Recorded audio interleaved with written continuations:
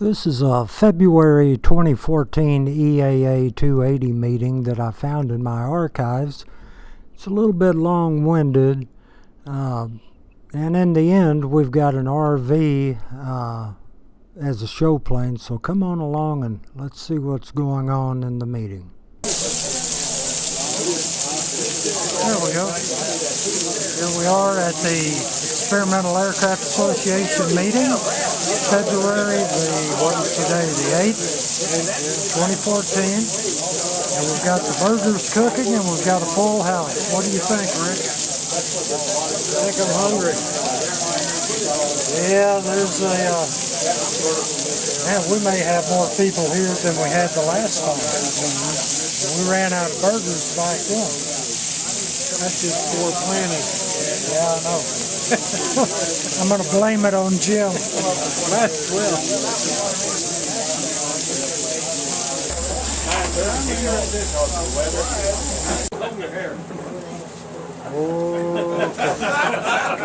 Give me some grease. Get right out of the pan. How much money we got? We have $1,178.62. We're going up. We're going up. I remember when it used to be $400 or $500. Okay. All right. Good to see everybody here. Cold, but we're going to have a good time anyway. And Aaron's really helping out. I'll explain that later. First thing we're going to do is talk about an unpleasant matter called taxes. Now, how many of you saw the emails on the taxes? Okay.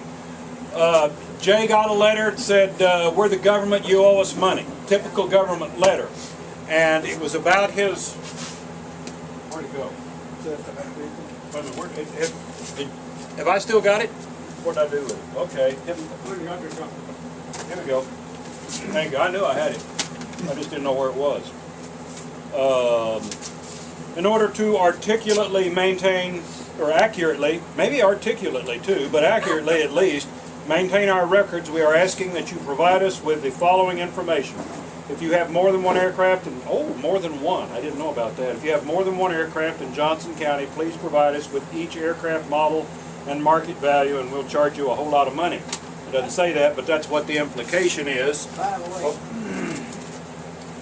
Somebody say something? No, we're not in Johnson County, but Jay is, and Mark is, and Jim is. Now, Mark got a letter. Tell us what you did with your letter, Mark. Well, I got the letter 2 or 3 days before the email came out.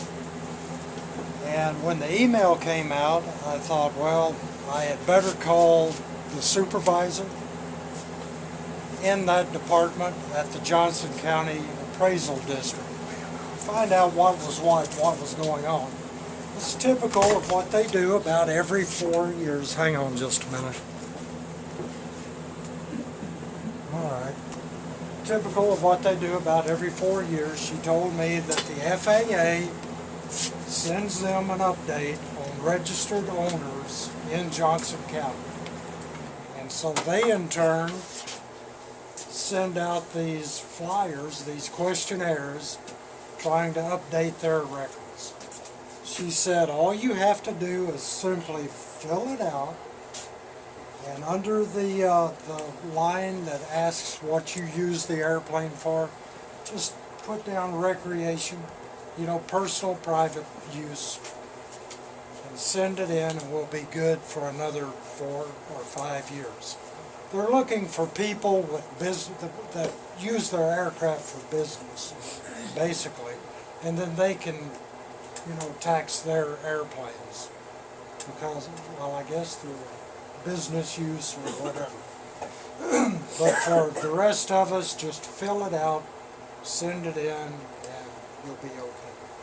Okay, now, didn't Tarrant County tried that a few years ago, didn't they? Yeah. And what was it Tarrant County did, and what was the final analysis there? Well, Tarrant County basically did the same thing, and they'd send a deal to aircraft owners, and they found after doing this for several years that there was too many of the airplanes that were privately owned and not subject to tax, that it didn't make it worth their while to mess with it, and they just quit. I haven't received a deal from Tarrant County in years.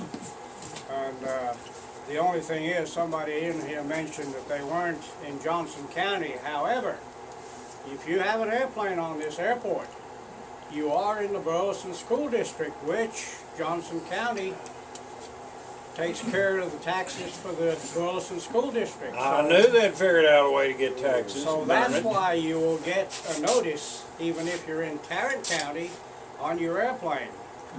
And if you do not respond, I don't know about Johnson County, years ago when Tarrant County was doing this, because people weren't responding, they were just throwing them in the trash.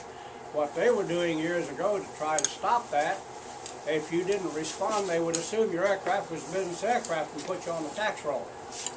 That means you had to go through all the rigmarole of providing them with information to them to get it off the tax roll. Now, Johnson County may or may not do that, but there's a possibility they could. So if you get a notice from Johnson County and you're in Tarrant County, go ahead and respond.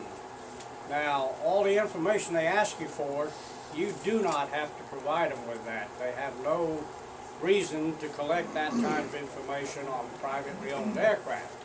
What I do with mine, I'm in Johnson County, I've had them send a deal to me the last 2 years. I haven't got one for this year, but the first 2 years that I was there. And I just put a note on it and sent it back to them, and my note said, I do not own an aircraft in your taxing jurisdiction that is taxable. All of my aircraft are antiques, privately owned aircraft, and do not produce income. And I sent it back to them, and I didn't provide them with any end numbers, I didn't provide them with locations or anything else. And I didn't hear from them again, and that is what I would recommend you do. Don't provide them with information, just go ahead and tell them that basically it's privately owned aircraft, and don't just be nice about it. Just don't put any nasty comments on it. But there's three things you got to remember. If your airplane is over 30 years old, you can say it's an antique. Doesn't matter what kind of airplane it is, you can say it's an antique. So put that in there, because most of the taxing entities know that antiques are usually not subject to tax collection. So that throws them off.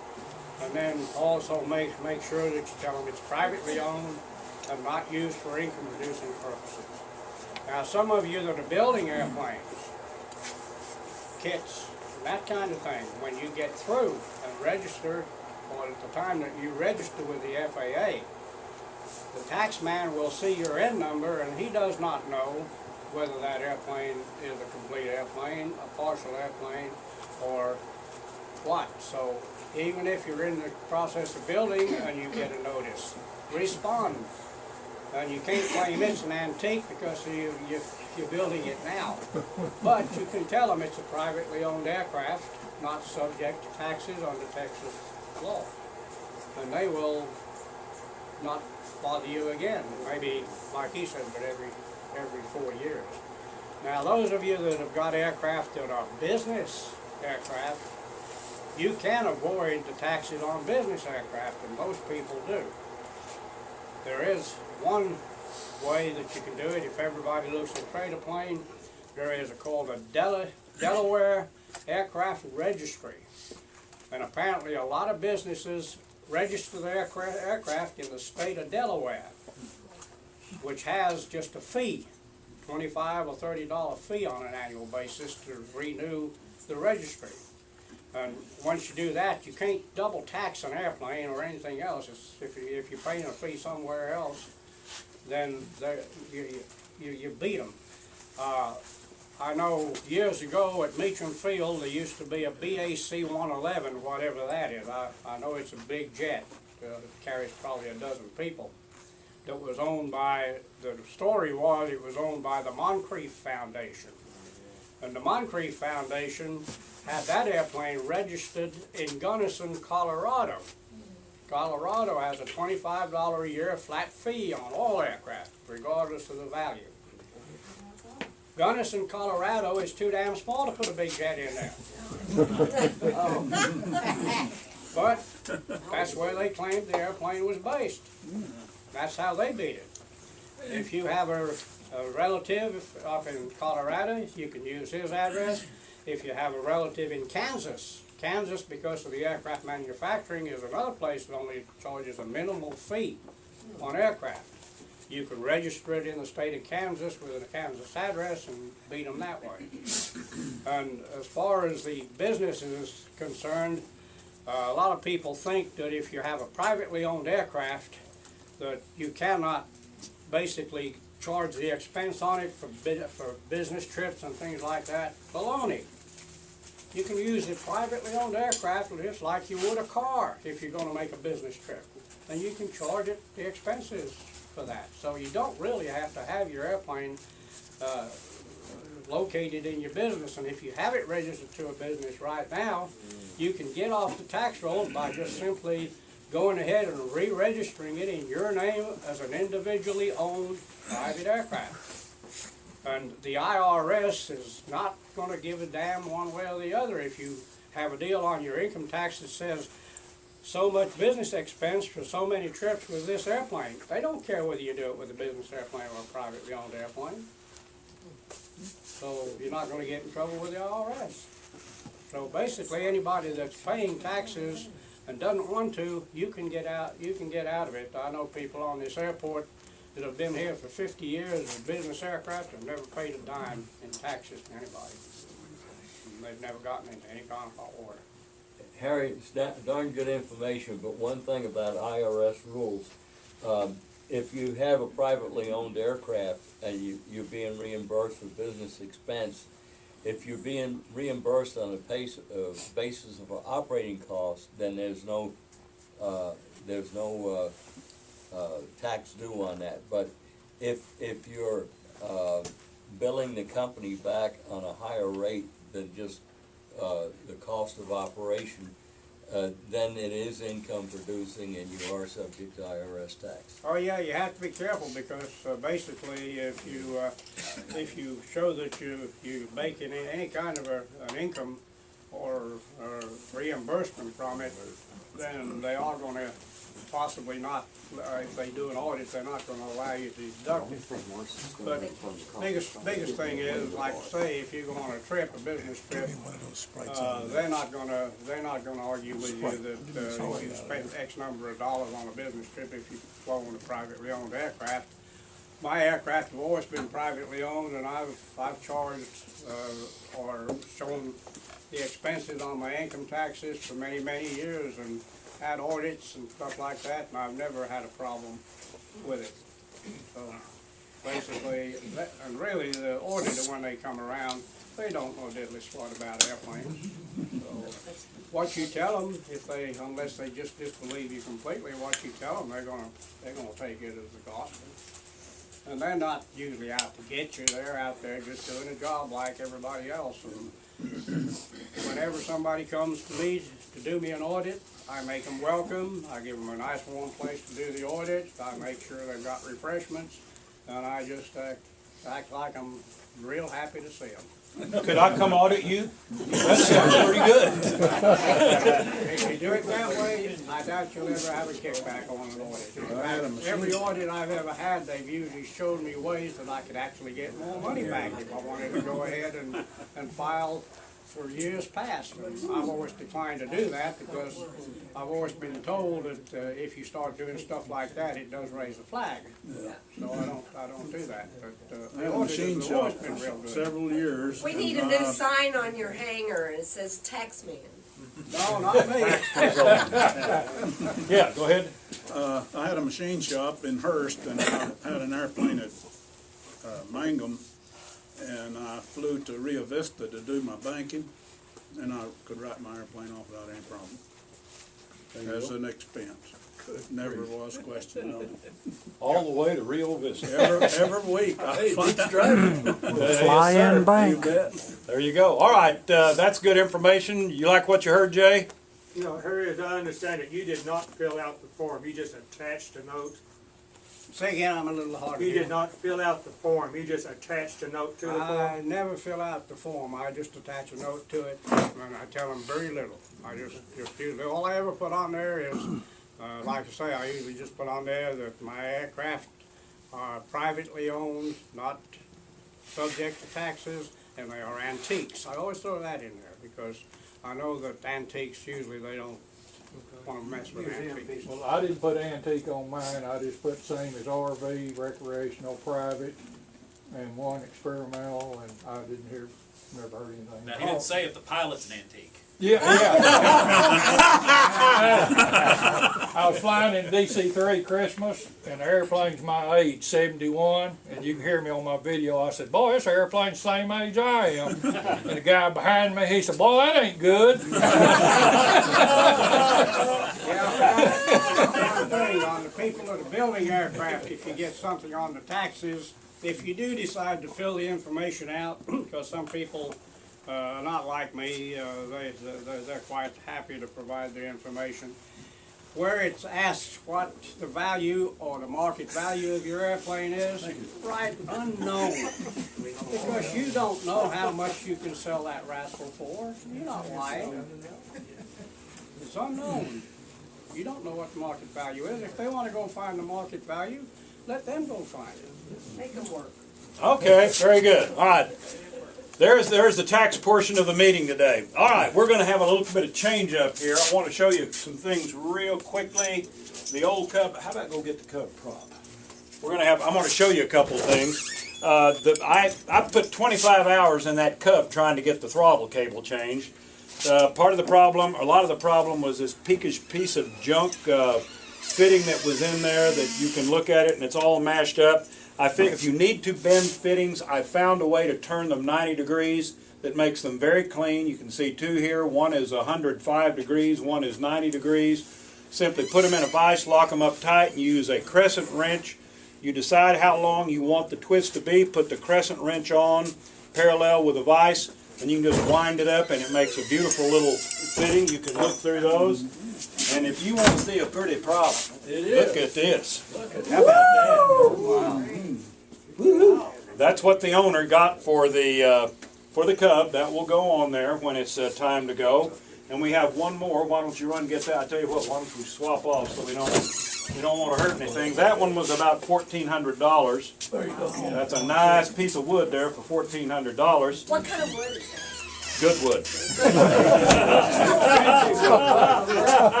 That's aeronautical knowledge. Birch. If I had a problem with that wood, I'd never start the engine. Well, I was going to tell Harold that I really appreciated him giving us a new wall decoration for the clock.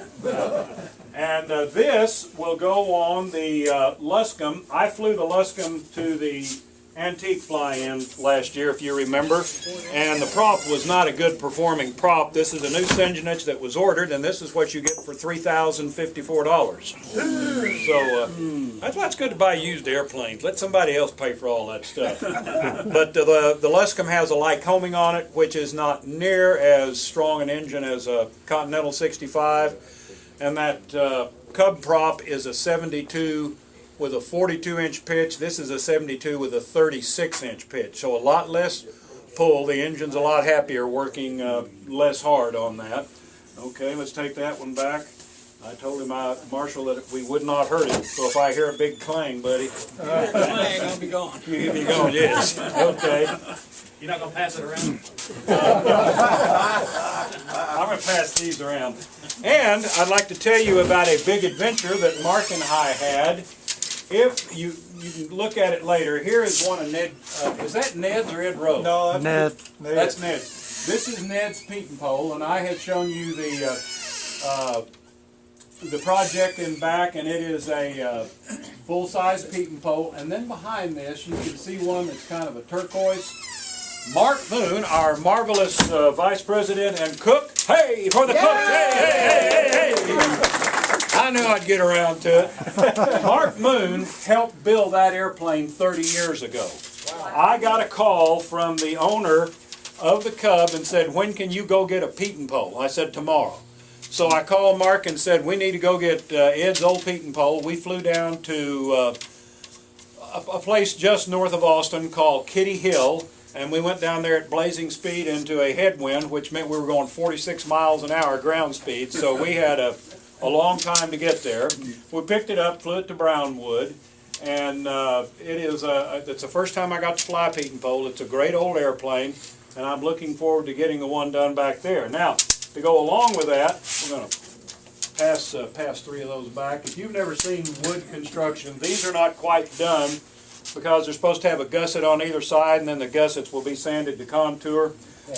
This was built by an outstanding craftsman. You will notice that these joints are just perfect, and I worked real hard to get them that way. So there you go. You can take a look at that. And would you go get us the spar?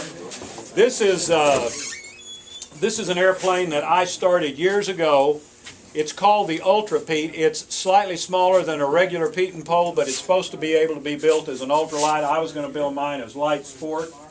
And I pulled all this stuff out. I've built all 4 spars.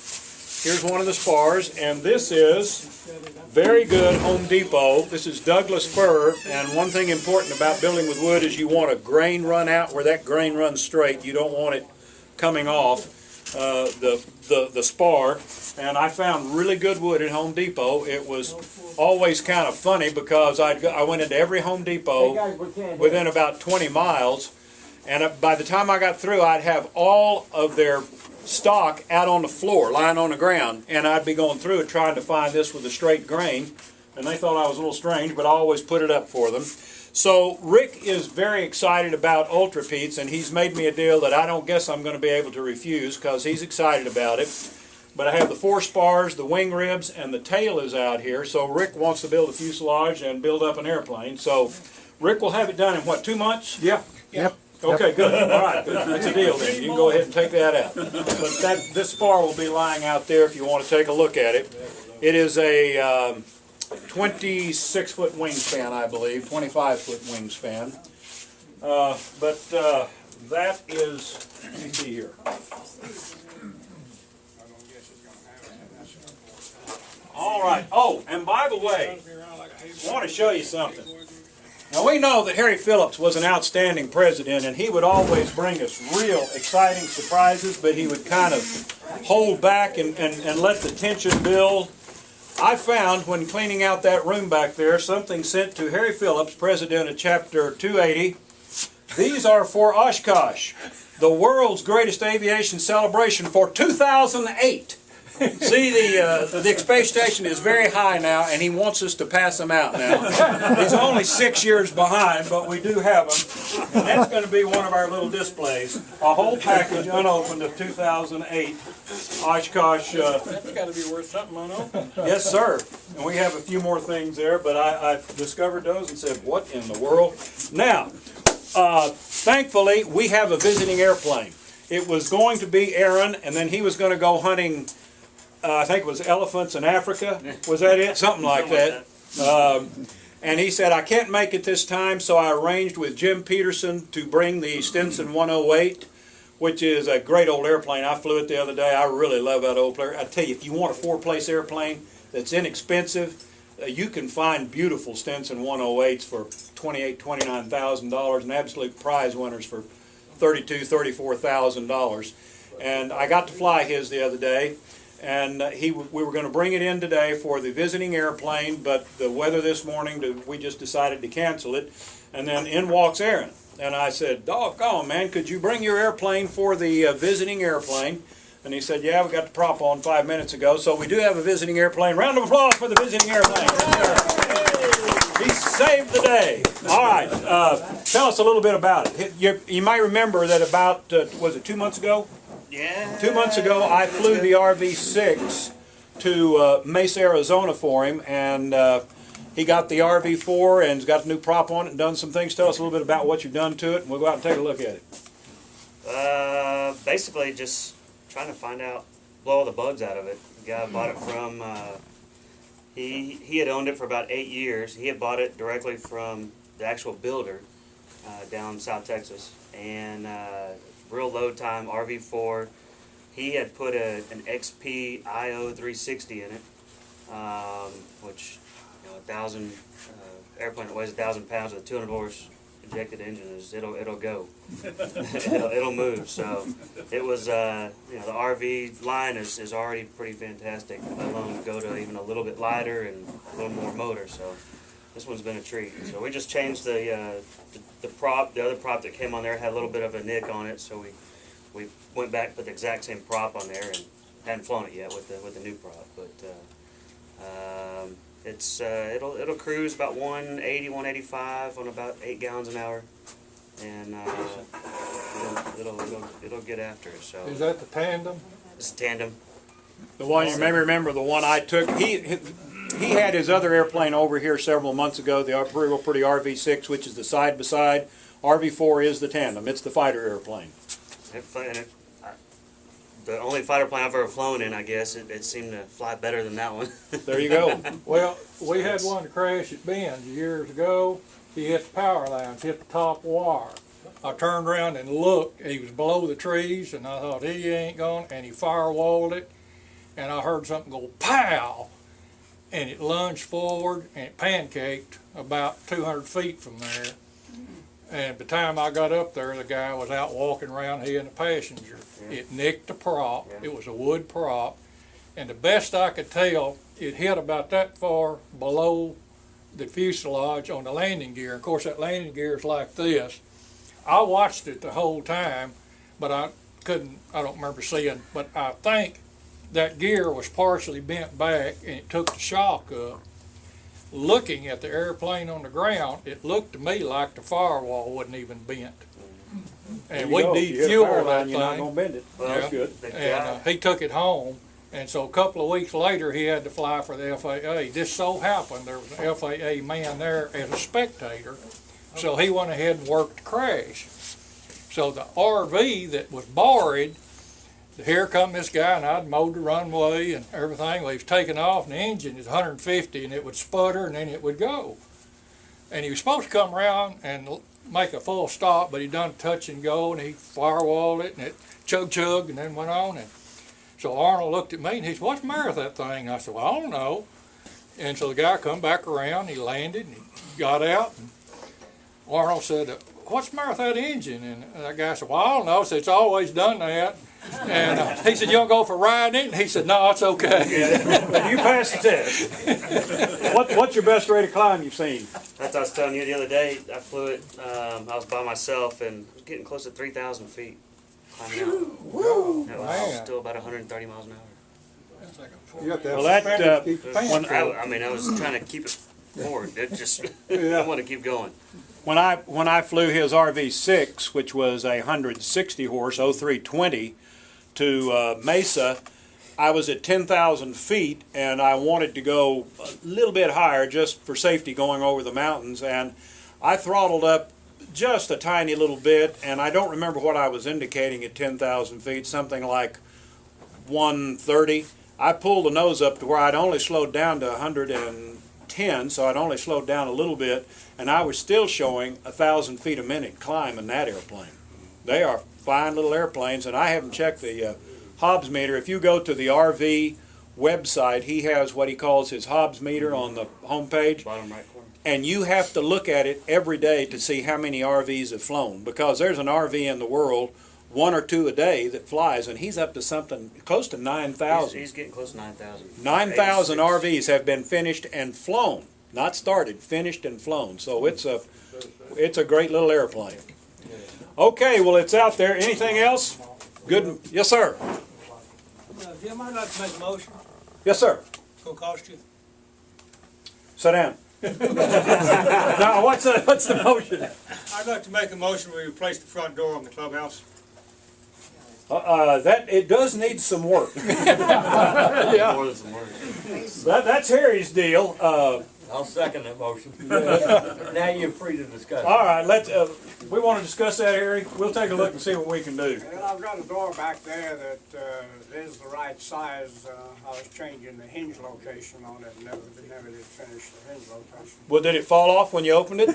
Yeah. No, Okay, yeah, then we need to change it. I was going to say if it didn't fall off, we'd just leave it. You know what it looks like. Yeah. Yes, it's pretty sad. I've seen it. I think I saw it lying out there in the yard one time several years ago. Told Harry we need to do something, and he said, mention it, you know. yes. It looks like a good project. Okay, we'll check into that. We'll talk it over and see what we want to do. Yeah, that's what happens when you use an interior door on an exterior. There you go. Okay, that motion was made.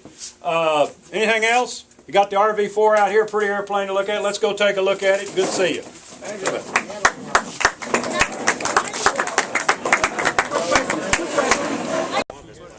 like this gunsmith out there by Alpine that got a broken gun stock. You give them next to nothing, and you just cut it off, you know, right there, and all you need is 1/4-inch bolt. Oh yeah. It's just 1/4 20 thread. Yeah. And then now you can be real steady with that sucker. Yeah. That's a good idea.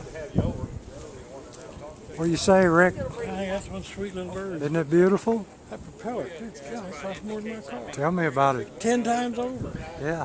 We could buy 2 or 3 peating poles with that, couldn't we? Let's go around this. That's a 4-inch P51. Tell me about it. Where about the G-loads on that thing?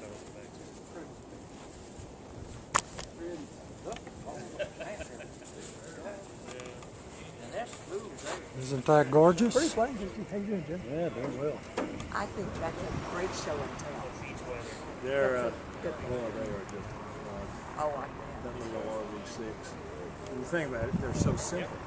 It's a few pieces of aluminum riveted to some brackets, and you get, it's what it is.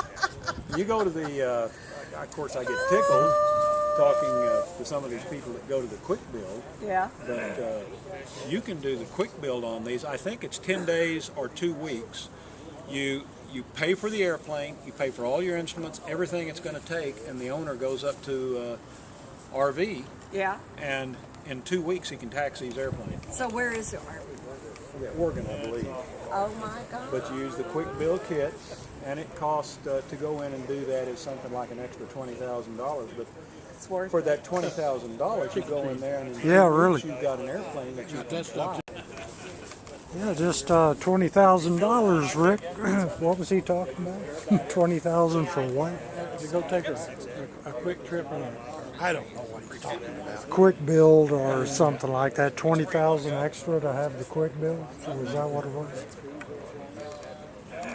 Well, you know, for today's, If you got the money based on what things cost today, that's like that little, what was it we had here last month? yeah, the Sonorai. Yeah, it's all right. I mean, for what he had invested in that, I couldn't believe how cheap that airplane was. By today's standards. Unbelievable.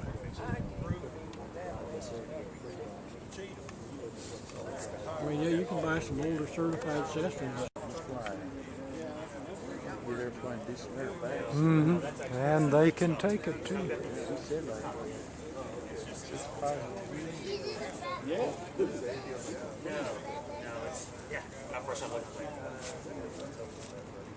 Now, the only problem is you've got to be really careful because it's so aerodynamically clean.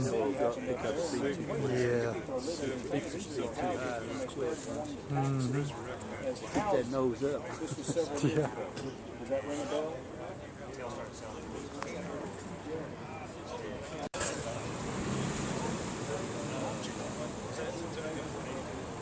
But, you know, check it out.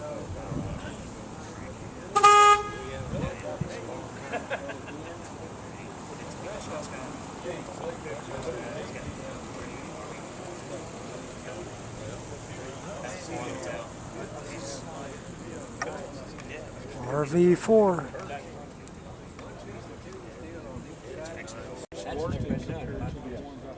Yeah, but I say it worked because if you're bending up this way, then the fulcrum is going to move over here to the top course.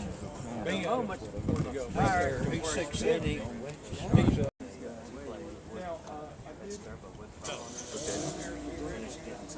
Well, I do. Now, I have to talk to Mark because Mark spent a lot of time talking to the guys to hit they're now getting dynamics that he knows which block, which car, and it's a mix. I've flown them with 2-blade wood on there. Oh, really? 2-blade wood.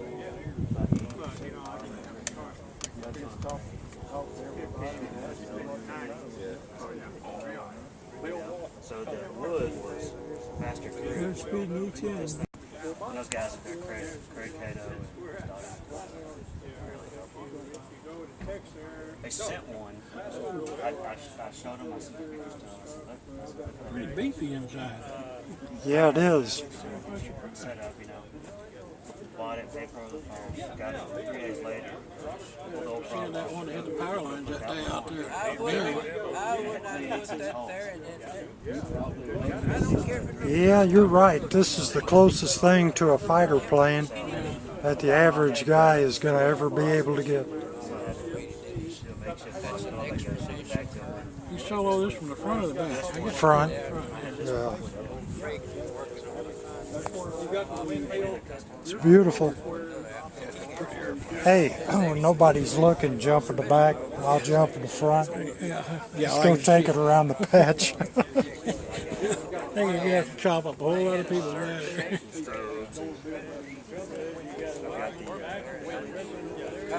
Pretty cool. Yeah, that's wrong. A whole lot of people got there. A guy come down the road on one of these and a blue one. Yeah. He buzzed it, pulled up, did a nice, real pretty roll walk in the runway. Oh yeah. I've got 2 duckworks. They'll do it. Duckworks lights. They're stressed for aerobatics. That's what I got in mind. That's what I put on there. It's like,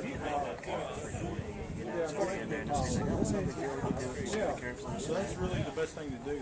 and I sat there and I was like, look, man, Yeah, I hate to think that prop costs more than that piece. I think you're probably right. Yeah, I can't imagine what that prop costs. Oh, okay, well, these will go back in there because those other ones are flat. The Zetrons are real flat. I mean, when they're sitting in there, they're not.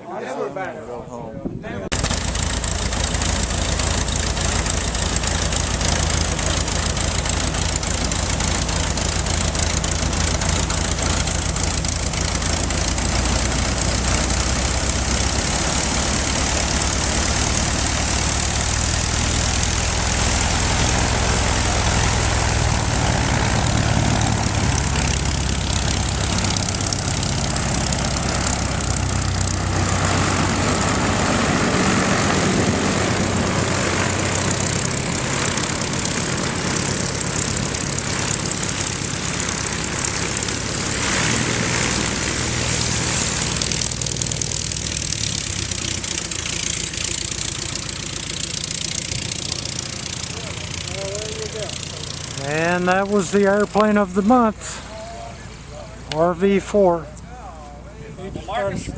That was a good presentation, wasn't it? Yeah, worked out good. Marcus, good to see you. Well, it's good to see you. Well, I will take a look on some of those other ones and I'll send you an email. Yeah, just play with it and, Okay. you know.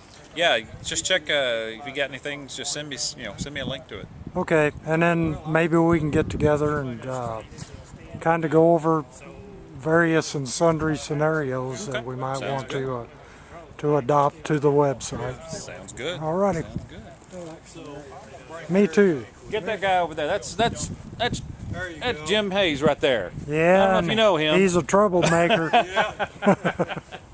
Jim, this is what you need, one of these types of cameras. Because that's instead of using that old VHS you've got. I mean, these are all solid state. Solid state, all that, yeah, but Yeah. it takes a little bit of money. The flips, I think you can probably pick them up pretty cheap. Yeah, they're dirt cheap. You look on eBay. Well, I like the flip because it loads on the internet quicker than my GoPro. Yeah. GoPro, it takes forever. Does that take Yeah. care of shaking? No. Is that a It doesn't? motion? Oh yeah, the GoPro does, Yeah, supposedly, okay, well, to a certain like extent. Digital cameras, they blur because the movement. Oh, right. And I've got some sorry pictures on kind of digital. Jim, you need to buy one that costs more than $10. Yeah, that's Oh. true. That's true. Well, I didn't know that. Well, I had no 35 Pentec. No, not Pentex. Started with a P, you can't think. But anyway, I rebuilt it myself and I used it for 15 years. And I taped it on 15 feet. And that'll work from 0 to infinity. I took pictures out of the airplane, done everything. It worked perfect. Finally, it wore out the second I time. remember that one you took in the B-24 coming back from Waco that time. Yeah. Made me airsick. Yeah, well. And I was sitting on the bed. Well, see, my friend weighed 300 pounds, and we were running up and down the fuselage, and that's 24-inch center of gravity. When we got ready to leave, They said, you and you sit here, don't move. So we like to wore out in trim town. We're flying at 1,500 feet, 2,000 down there and back.